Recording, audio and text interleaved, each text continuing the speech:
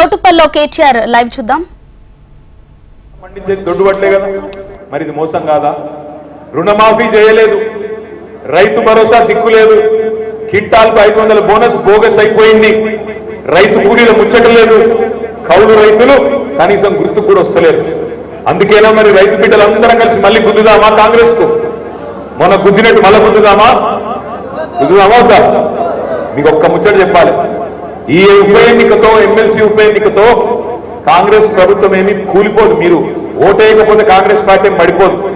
కానీ మీరు బీఆర్ఎస్ పార్టీకి ఓటేస్తే, మా అభ్యర్థి రాకేష్ రెడ్డి గారికి ఓటేస్తే జరిగేది ఏంటి అంటే, రేపు శాసన మండలిలో గల్లా బట్టి ఏమైంది నా రుణమాఫీ, ఏమైంది మీరు చెప్పిన బోనస్, ఏమైంది నువ్వు చెప్పిన రైతు భరోసా అని మీలో ఒకటిగా రైతు బిడ్డగా నిలదీసే హక్కు, ప్రశ్నించే హక్కు మనకు వస్తుంది. ఈ ఒక్క ఉప ఎన్నికతో కాంగ్రెస్కి ఏం పడదు. అందుకే దయచేసి మిమ్మల్ని కోరేది, ఎందుకంటే ప్రజాస్వామ్యంలో ప్రభుత్వంతో పాటు ప్రతిపక్షం కూడా బలంగా ఉంటేనే, ప్రతిపక్షం కూడా ఎప్పటికప్పుడు సవాల్ చేస్తేనే, ఎప్పటికప్పుడు గట్టిగా నిలదీస్తేనే మోసగాళ్ళు మళ్ళొక్కసారి మోసం చేసే ప్రయత్నం చేయరు. పెద్దలు చెప్తారు, ఒకసారి ఎవరన్నా మనల్ని మోసం చేస్తే, మొదటిసారి ఎవరన్నా మనల్ని మోసం చేస్తే అది మోసం చేసిన వాడు తప్పైతుంది. కానీ రెండవసారి కూడా అదే వ్యక్తి చేతిలో మనం మోసపోతే, మళ్ళీ నమ్మితే ఈసారి తప్పు మనదైతుంది. అసెంబ్లీ ఎన్నికలకు ముందు మోసం జరిగింది మీకు తెలుసు. పార్లమెంట్ ఎన్నికలకు ముందు కూడా మళ్ళీ రేవంత్ రెడ్డి గారు వచ్చి ఇదే భువనగిరి పార్లమెంట్ లో యాదగిరి లక్ష్మీ నరసింహస్వామి మీద ఒట్టు, నేను మళ్ళా రుణమాఫీ చేస్తా అని చెప్పి డైలాగు కొట్టిండు, అవతల పడ్డాడు. సరే జరుగుతుందా జరగదా మీరే చూస్తారు, మీకే అర్థమవుతుంది, నేను దాని గురించి చెప్పను. కానీ మోసం జరిగింది అని అర్థమైంది. వాళ్ళ మునుగోడులో ఉండే మా రైతు బిడ్డలను నేను అడుగుతా ఉన్నా, మా గ్రాడ్యుయేట్ ఓటర్లను నేను అడుగుతా ఉన్నా, నిజంగా కరెంటు పరిస్థితి, కరెంటు విషయం కేసీఆర్ ఉన్నప్పుడు బాగుండేనా, ఇవాళ లేనప్పుడు బాగుండేనా? కేసీఆర్ ఉన్నప్పుడు బాగుండేనటోళ్ళు మాత్రమే ఫెయిల్ అవ్వండి, ఉన్నప్పుడు బాగుండేనటోళ్ళు. ఇలా మొహమాటముందు నేను అడుగుతున్నా కాబట్టి లేవటకుంది, మీకు ఇష్టం ఉంటే నేను లేవటమే, లేకపోతే లేదు. కేసీఆర్ ఉన్నప్పుడు బాగుండేనటోళ్ళు ఇవాళ దాదాపు 90% మంది కేసీఆర్ ఉన్నప్పుడే బాగుంటాయి అంటున్నారు.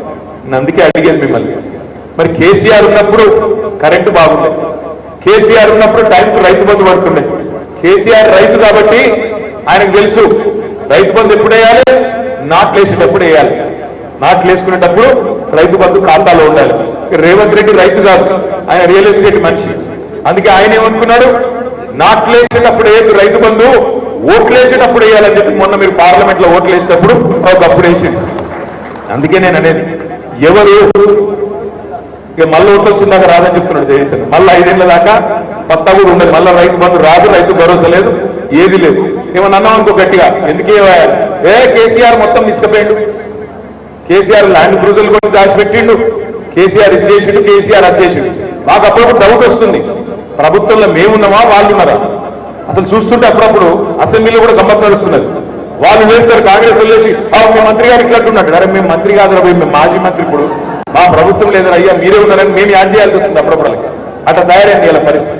చూడండి ఒక్కసారి ఏం జరుగుతుందో, మీరు చదువుకున్న వాళ్ళు. ఏమంటాడు ముఖ్యమంత్రి సెక్రటేరియట్ పోయి, నేను లంకె బిందెలు ఉంటాయనుకొని వచ్చిన, ఇక్కడ ఖాళీ కుండలు ఉన్నాయంటున్నాడు.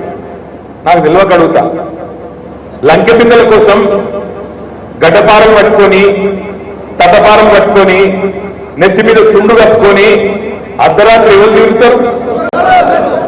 నేను అంటలేను, కేసు అయితే మీ మీద అయితే నాకు సంబంధం. అంటే ఎవరన్నా ముఖ్యమంత్రి అంటాడా లంకె బిందెల కోసం తిరుగుతున్నాను? ఇంకొక మాట అంటాడు, ఆయన చిత్రం అనిపిస్తుంది నాకు. ఎవరన్నా ముఖ్యమంత్రి నా రాష్ట్రం దివాలా తీసిందని చెప్తాడు. అబ్బాయి నా రాష్ట్రం దివాలా తీసింది, నా రాష్ట్రం అప్పుల పాలైపోయింది, నా రాష్ట్రం నాశనం అయిపోయింది. అరే కోపంతో కేసీఆర్ని తిట్టు, జగదీష్ రెడ్డిని తిట్టు, నన్ను తిట్టు, ఇంకా ఎక్కువ కోపంతో మా ఎమ్మెల్యేలు ఎమ్మెల్సీలను వరుసగా పెట్టి తిట్టు, ఇబ్బంది లేదు. కానీ వాడు రాష్ట్రాన్ని తిట్టుకుంటాడా ముఖ్యమంత్రి? తిట్టుకుంటే వాడు కొత్తగా పెట్టుబడి పెట్టుకుని వస్తారా? నేను అడుగుతున్న చౌటుప్పల్లో కేసీఆర్ ఉన్నప్పుడు రియల్ ఎస్టేట్ ఎట్లుండే, ఇప్పుడు ఎట్లుండే? బాగుందా రియల్ ఎస్టేట్? ఇప్పుడు బాగుందా బాగా? మరి ఏరి కోరి తెచ్చుకున్నారు కదా, ఏరి కోరి తెచ్చుకున్నారు, ఇప్పుడు వాడు ఎగిరిగిరి అంటున్నాడు. మేమేం చేయాలి? ఇప్పుడు ఎట్లున్నది అడిగి మా తమ్ముళ్ళు ఇక్కడ నిలబడ్డోళ్ళు అక్కడిక్కడ ఓంగని వస్తుంటారు, సీఎం సీఎం. ఏం సీఎం రా నాయన, ఓడగొట్టింది మీరే, మళ్ళీ మీదికి వెళ్ళి మళ్ళీ ఇవ్వాలనో పని చేయాలనో తిట్టేది మీరే. నేను మిమ్మల్ని ప్రార్థించేది ఏంటంటే, రిక్వెస్ట్ చేసేది ఏంటంటే, మనం ఎలక్షన్లు రాగానే ఆగం కావద్దు. ఇక్కడున్న రాజగోపాల్ రెడ్డి గారు ఎన్ని పార్టీలు మారిండు, రాజగోపాల్ రెడ్డి, రేవంత్ రెడ్డి ఒకరినొకరు ఎట్లా తిట్టుకున్నారు, ఎన్ని బూత్ పురాణాలు ఎన్నో మన చెబుతూనే మర్చిపోదాం. అప్పుడే ఇక్కడ స్థిరంగా మీకు చెప్పినాం, వచ్చి ఏం చెప్పినాం అన్నా, ఫ్లోరోసిస్ సమస్యతోని బొక్కల్లో మూలుగా చచ్చిపోయి మునుగోడు బిడ్డలు చచ్చిపోతుంటే, దేవరకొండ బిడ్డలు చచ్చిపోతుంటే మీకోసమే కదా తెచ్చింది మిషన్ భగీరథ. ఇంటింటికి నల్లా పెట్టి కృష్ణా నీళ్ళు ఇవ్వాలని ఆలోచన చేసి దానికోసం వేల కోట్ల రూపాయలు ఖర్చు పెట్టి రాష్ట్రం మొత్తం ఇంటింటికి నీళ్ళు ఇచ్చిన నాయకుడు కేసీఆర్ కాదా? ఆనాడు కాంగ్రెస్ ప్రభుత్వం ఉన్నప్పుడు దాదాపు 1000 గ్రామాల్లో ఫ్లోరైడ్ ఉన్నది, ఫ్లోరోసిస్ ఉన్నదని పార్లమెంట్ లో చెప్పింది. ఆనాడు అంశాల స్వామిని తీసుకుపోయి బ్రహ్మాండంగా ఇక్కడ దుశ్చర్ల సత్యనారాయణ గారు ప్రధానమంత్రి టేబుల్ మీద ఉండబెట్టింది. పండబెట్టు, సార్ మా దగ్గర ఇంత ఘోరంగా ఉన్నది పరిస్థితి, పుట్టే పిల్లలకు కూడా విషయం తాగిపించే పరిస్థితున్నది, పరిష్కరించమంటే ఏ ప్రధానమంత్రి పట్టించుకోలే, ఏ ముఖ్యమంత్రి పట్టించుకోలే. ఆఖరికి ఎప్పుడు పరిష్కారం అయింది? కేసీఆర్ ముఖ్యమంత్రి అయినాక, తెలంగాణ వచ్చినాక బ్రహ్మాండంగా ఇంటింటికి నల్లా పెట్టి నీళ్ళిచ్చి ఫ్లోరోసిస్ అనేది చరిత్ర పుటలకు పరిమితం చేసిన నాయకుడు కేసీఆర్ గారు. ఇది వాస్తవమా కాదా? మునుగోడులో మీ అందరికీ తెలుసు, చౌటుప్పల్లో మనం బ్రహ్మాండంగా మెయిన్ రోడ్డు మీద కట్టిన ఆ పైలాన్ని చూస్తే ఎప్పటికి కూడా గుర్తుండిపోతుంది. అట్లా ఎన్నో పనులు, ఒకటి కాదు, ఒక్క మిషన్ భగీరథ మాత్రమే కాదు, అద్భుతమైన పనులు చేసినాం. ఉమ్మడి నల్లగొండ జిల్లాలో ఒక్క మెడికల్ కాలేజీ లేకుండే, తెలంగాణ వచ్చేంత వరకు ఒక్క మెడికల్ కాలేజీ లేకుండే. ఇవాళ కేసీఆర్ వచ్చినాక 65 ఏళ్లలో ఒక్క మెడికల్ కాలేజీ లేదు. ఇలా కేసీఆర్ ప్రభుత్వం వచ్చినాక 9.5 ఏళ్లలో 3 మెడికల్ కాలేజీలు, నల్లగొండలో, భువనగిరిలో, సూర్యాపేటలో 3 మెడికల్ కాలేజీలు కట్టించింది కేసీఆర్ గారు. అదేవిధంగా యాదాద్రి లక్ష్మీ నరసింహస్వామి ఆలయం, ఆ దేవాలయం మీ అందరూ కూడా అత్యంత ఇష్టమైన దేవాలయం.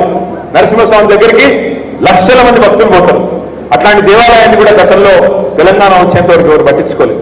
కానీ ఆ దేవాలయం కేసీఆర్ వచ్చినాక దాని రూపురేఖలు మార్చి 1000 ఏళ్ల పాటు నిలబడే విధంగా, 1000 ఏళ్ల పాటు ప్రజలు గుర్తుపెట్టుకునే విధంగా యాదాద్రి లక్ష్మీ నరసింహస్వామి ఆలయాన్ని కూడా గొప్పగా నిర్మించిన నాయకుడు కేసీఆర్ కాదా?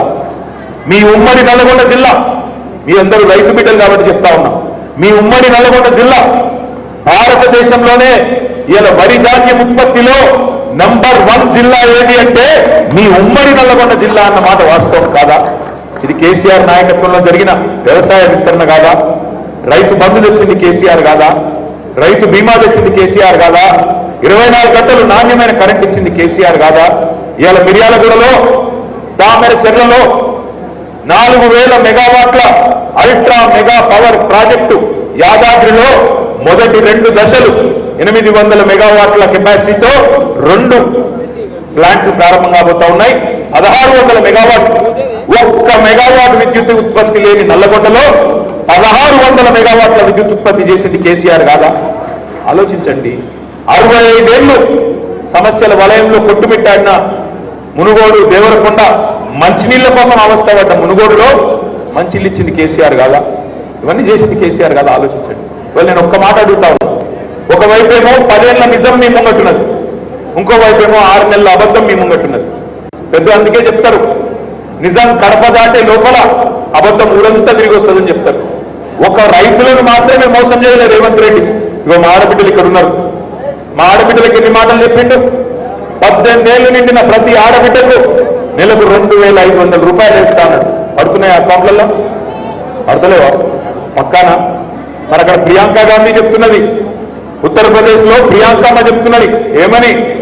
తెలంగాణలో చాలు అయిపోయింది పథకం, 2500 పడుతూనే ఉన్నాయి, మా ఆడబిడ్డలందరూ సంతోషంగా ఉన్నారని ఆమె చెప్తున్నది. ఆదిలాబాద్ వచ్చిండు రాహుల్ గాంధీ, ఆయన చెప్తున్నాడు ఆదిలాబాద్ లో నిన్న కాక మొన్న పార్లమెంట్ ఎన్నికల్లో ఏమంటాడు? 2500 ఇచ్చే మహాలక్ష్మి ప్రోగ్రాం స్టార్ట్ అయిపోయింది, నడుస్తూనే ఉన్నది విజయవంతంగా అని చెప్తున్నాడు. ఈ అన్నిటికీ మించి రేవంత్ రెడ్డి గారు 6 గ్యారెంటీలు 100 రోజులు అన్నాడు. 6 గ్యారెంటీలు 100 రోజులు అమలు చేస్తామని చెప్పి గ్యారెంటీ కార్డులు కూడా వచ్చింది ఇంటింటికి. 6 గ్యారెంటీలలో రేవంత్ రెడ్డి సిగ్గు లేకుండా చెప్తున్నాడు 5 గ్యారెంటీలు ఆల్రెడీ అమలైపోయినాయి అంటున్నాడు. అయినా నిజంగా అయినా కాలేదా? ఒకటే ఒకటి 6 గ్యారెంటీలు, అది కూడా ఒక గ్యారెంటీలో ఒక ముక్క. 6 గ్యారెంటీలో 13 హామీలు ఉన్నాయి, ఆ 13లో ఒక్క మొక్క. ఏది అమలు చేసేట? అది ఒక ఫ్రీ బస్. ఇక ఫ్రీ బస్ సొంతం చెప్పరాదు. అలా ఆడోళ్ళు తిట్టుకున్నాడు, ఆడోళ్ళు కొట్టుకున్నాడు, మగవాళ్ళు తిట్టుకున్నాడు. లేడీస్ ఏమో కొట్టుకుంటారు సీట్ల కోసం. చూస్తున్నాం, ఆ వీడియో చూస్తున్నాం, మనం కూడా ఎన్నడూ కూడా దృశ్యాలు చూస్తున్నాం. ఒకళ్ళ మీద ఒకళ్ళు పడుతున్నారు, ఆ కిటికీలకి వెళ్ళి ఎక్కుతున్నారు. అలా ఎక్కినాక మళ్ళీ సీట్ దొరకకపోతే కొట్లాడుతున్నారు. మగవాళ్ళేమో టికెట్ కొనుక్కుంటున్నారు, మగవాళ్ళు తిట్టుకుంటున్నారు నాకు సీట్ దొరకకపోయా.